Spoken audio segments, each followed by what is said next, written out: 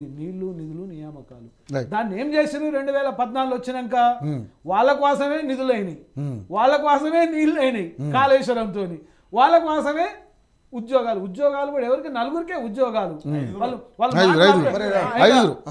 ఇక వాళ్ళ బాబు 1,60,000 ఉద్యోగాలు ఆ నుంచి వచ్చి మీరు ఒక సంవత్సరం 2 లక్షలు ఇస్తారంట ఉద్యోగం ఒక్కటి ఇప్పటి వరకు ఒక్క ఉద్యోగం 2 లక్షల ఉద్యోగాలు ఒక్క సంవత్సరం ఈ సంవత్సరం 2 లక్షల ఉద్యోగాలు భర్తీ చేస్తాం సంవత్సరం అన్నారో లేదు ఈ సంవత్సరం నేను ఇప్పుడే ముఖ్యమంత్రి గారు బయట చూపెడతాను ఈ సంవత్సరం 2 లక్షల ఉద్యోగాలు 100 రోజుల్లో మేము జాబ్ క్యాలెండర్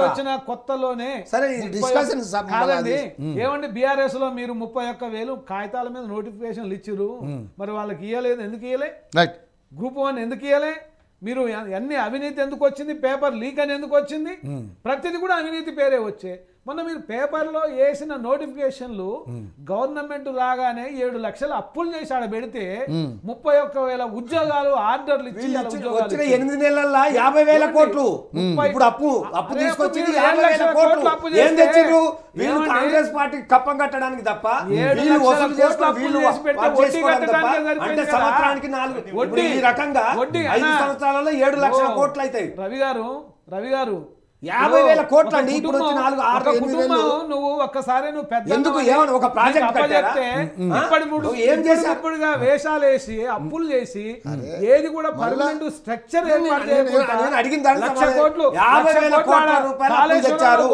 ఒక ప్రాజెక్ట్ కట్టారా ఒక కంపెనీ తెచ్చారా 7 లక్షల ఏం లేదు మీరు 7 లక్షల 30 లక్షల టన్నుల ధాన్యం నుండి 3.5 లక్షల ధాన్యం కేసీఆర్ గారు కరెంటు వద్దదంటే మీరు చేస్తానన్న వాటిలో అన్ని చేయగలిగారా డబుల్ బెడ్రూమ్ ఇల్లు ఇవ్వగలిగారా కొన్ని మీకు ఉన్నాయి సార్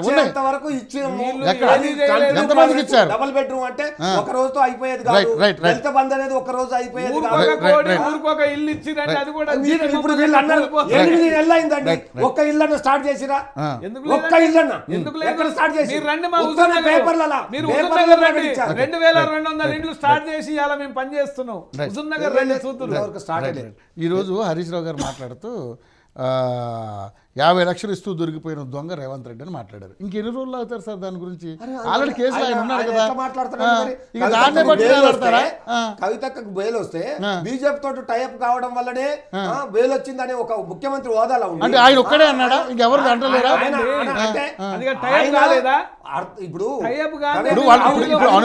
అనుమానానికి తావెందుకు అనుమానానికి ఏ విధంగా తావిస్తుందో చెప్తా ఇప్పుడు అనుమానం ఇన్నాళ్ళు రాని బెయిలు 5.5 నెలల్లో రాని బెయిలు ఒక చూడండి ఈ బెయిల్ వస్తుందని వారం రోజుల ముందు నుంచే వీళ్ళు ఎందుకు ఇంత హైప్ క్రియేట్ చేసుకున్నారు ఎందుకు ఇంతమంది వెళ్ళి అక్కడ పరామర్శగా అంత దూరం వెళ్లాల్సి వచ్చింది ఇవన్నీ కూడా అనుమానాలకు తావిస్తున్నాయి ఇప్పుడు కేవలం హరీష్ రావు గారు కేటీఆర్ గారు వెళ్ళి పెద్దవాళ్ళు కాళ్ళు పట్టుకుని ఎక్కడ మొత్తానికి అయితే బెయిల్ తెప్పించుకున్నారు అనేది వాళ్ళు మాట్లాడుతూ ఉన్నారు మరి దీంట్లో నిజమవుతుంది ఇప్పుడు సీఎం కు ఎందుకు వచ్చిందని బెయిల్ అది బీజేపీ చేసిందేనా మనీష్ సిసోడియా అవును చాలా రోజులు 15 నెలలు ఉన్నాడు ఆయన అసలు సూత్రధారుడు A1 A2 A3 ముందు వస్తుంది 13 లో ఉన్నారు పేరు 13 33 పేరు ఉంది 33 ఎందుకు రాదండి A2కి వచ్చినప్పుడు అది ఆటోమేటిక్ వచ్చే బెయిల్ అది బెయిల్ అది ముఖ్యమంత్రి హోదాలో ఉండి నీవు అర్థంగా నగ్నంగా దొరికిపోయినావు డబ్బుల కట్టలతో దొరికిన దొంగవు నువ్వు జైలుకు పోయినావు ఆ విషయంలో ఇది మాట్లాడితే తప్ప అది వాస్తవం కాదా ఆ విషయం అనేది ఇప్పటి వరకు వీళ్ళు ఎన్ని ఎంత ట్రాస్ వాస్తవానికి హైడ్రా కూడా వీళ్ళ పథకాలను తప్పుదో పట్టియడానికి ప్రజల మైండ్ డైవర్ట్ చేయడానికి హైడ్రా అని టీవీలు మొత్తం ఇప్పుడు అటు సైడ్ వెళ్ళాలి ఇక అంటే అందులో పారదర్శకత 4,000 రూపాయల పెన్షన్ ఇయ్యరు 2,500 మహిళలకు ఇవ్వరు 15,000 రూపాయలు కానీ వాళ్ళు సంవత్సరంలో అన్ని చేసి తీరుతామని గంటబద్ధంగా చెప్తున్నారు అవునండి సరే సార్ ఒకటి ప్రభుత్వం జాతీయ పోరాటం చేసి వచ్చిందా ఎందుకు ఎందుకు సార్ ఒక్కటి ఒక్కమే ఇప్పుడు ఆమె కేవలం ఏంటంటే ఒక అపరాధిగా మాత్రమే ఉంది కానీ ఇంకా ప్రూఫ్ కాలే కదా సార్ పోనీ కాదు సార్ రేవంత్ రెడ్డి ఎందుకు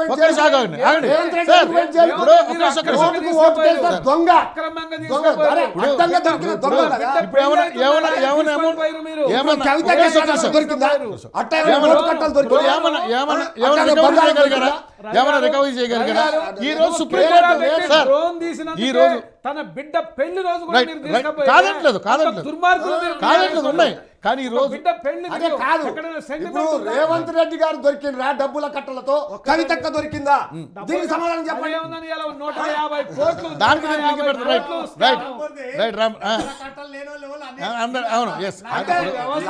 డబ్బులు కట్టలు ఇస్తూ పార్టీని మొత్తం ఎమ్మెల్యేని కొనాలని దొరికి జైలుకి పోయిన సీఎం అయి ఉంటాడట. ఏ ఆధారం లేకుండా ఎలాంటి ఆధారం లేకుండా ఒక పొలిటికల్ ట్రాస్ కేసు ఒక ట్రాస్ కేసుని పెట్టి తీసుకుపోయి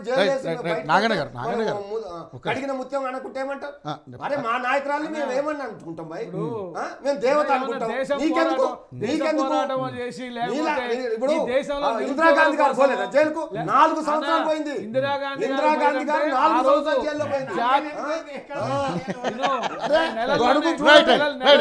మాట్లాడండి సార్. ఇప్పుడు నేనేమంటానంటే సార్ మీరు మీ వాదన మీరు చెప్పండి కానీ మీరు దీన్ని హైడ్రాని మీరు స్వాగతిస్తాం అంటూనే ఇది కక్షపూరిత రాజకీయాలు చేస్తుందని ఎందుకంటే స్వాగతిస్తాం? ఎందుకు కక్షపూరితం అంటే నువ్వు టిఆర్ఎస్ నాయకులను లేదా ప్రతిపక్ష నాయకులను టార్గెట్ చేసి వాళ్ళకు దగ్గరగా ఉన్న నాయకులను లేదా వాళ్ళకు దగ్గర ఉన్న మనుషులకు టార్గెట్ చేసి పనిచేస్తే మాత్రం అది ఖచ్చితంగా కక్షపూరితం. ముఖ్యమంత్రి తమ్ముడు వచ్చింది కదా, నిజంగా నీకు నిజాయితీ ఉంటే తెల్లారుజామున పోయి కూలగొట్టామని ఇప్పుడు పోయి స్టార్ట్ చేయొచ్చు పనులు, చూపెట్టొచ్చు. అక్బరుద్దీన్ ఓవేస్తున్నాడు, నీకు భయపడకుంటే నువ్వు నీకు దమ్మున్నది కదా, నువ్వు నేను వీరుని సూర్యుని అన్ని మాయమాటలు ముఖ్యమంత్రి హోదాలో ఉండి అన్ని పచ్చి బూతులు మాట్లాడుతున్నావు కదా, నువ్వు చెయ్యి పోయి దమ్ముంటే నువ్వు కూలగొట్టు. కాబట్టి ముఖ్యమంత్రి గారు తన సంస్కారాన్ని తన చిత్తశుద్ధిని చాటుకోవాలంటే నువ్వు ఎవరిని వదిలిపెట్టకు. మేము చాలా క్లియర్ గా చెప్తున్నాం. మా ఏమన్నా ఉంటే మా వాళ్ళు ఎవరన్నా కబ్జాలో ఉండి నువ్వు చూపెట్టు, నువ్వు నోటీసులు ఇవ్వు. ఎవరిదైనా అరే ఎవరిదైనా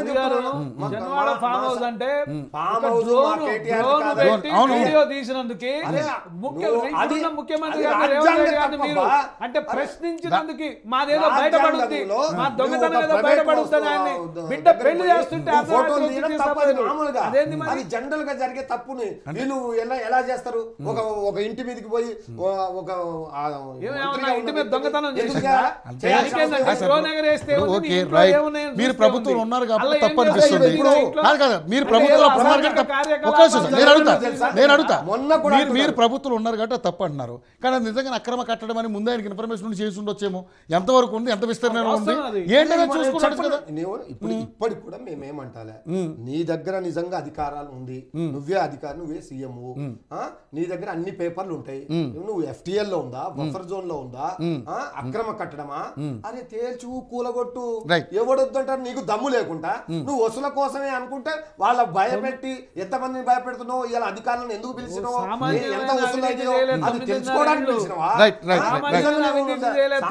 ఇప్పుడు వాస్తవానికి ఇప్పుడు ఏమైతుంది, బిల్డింగ్లు కట్టారు, నేను ఒక్కటే అడుగుతున్నా, మిత్రుని కూడా అడుగుతున్నా, బిల్లుని కట్టారు, అన్ని పేపర్లు ఉన్నాయని నాలాంటి పేదోడు కొన్నాడు, నువ్వు వచ్చి కూలగొట్టావు అక్రమం అని.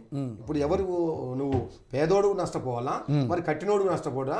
అది పర్మిషన్ ఇచ్చినోడు ఆగం చేస్తారు. ఎవరిని చేస్తారు? మీరు ఎవరిని ముద్దాయి చేస్తారు? 3 రకాల అంచనాలు ఉంటాయి. అందులో రిజిస్ట్రేషన్ వాళ్ళు ఉంటారు, ఇప్పుడు సార్ చెప్పినట్టు రామ్ గోపాల్ గారు, రెవెన్యూ వాళ్ళు ఉంటారు, మరి వీళ్ళందరూ ఎడిపోయారు, ఇరిగేషన్ డిపార్ట్మెంట్ ఎడిపోయింది. వీళ్ళందరిపై చర్యలు తీసుకోవాలి, వీళ్ళకు న్యాయం చేయాలి. పేదవాళ్ళకు, సామాన్య మధ్యతరగతి వాళ్ళు ఎవరైతే ఇల్లు కొన్నారో వీళ్ళకి అన్ని కాగితాలు చూపెట్టి అమ్మారు, అమ్మిన వాళ్ళపై చర్య తీసుకొని వాళ్ళకి వీళ్ళకు ఆ డబ్బును అప్పచెప్పాలి కదా. రైట్ ఇక పివి రెడ్డి గారు, ఇప్పుడు ఎవరు మన ఏలేటి మహేశ్వర్ రెడ్డి గారు మాట్లాడుతూ రంగనాథ్ గారు ఆయన పొలిటికల్గా అంటే పొలిటికల్ లీడరా లేకపోతే పోలీస్ ఆయన పోలీస్ డ్రెస్ తీసేసి పొలిటికల్గా ప్రమోషన్ కోసం ప్రయత్నం చేస్తున్నాడు. డ్రెస్ వేసుకుని తిరగమని చెప్పండి, ఇదేం పద్ధతి, ఇది కరెక్ట్ కాదు ఇది అని చెప్పేసి ఆయన పబ్లిసిటీ కోసం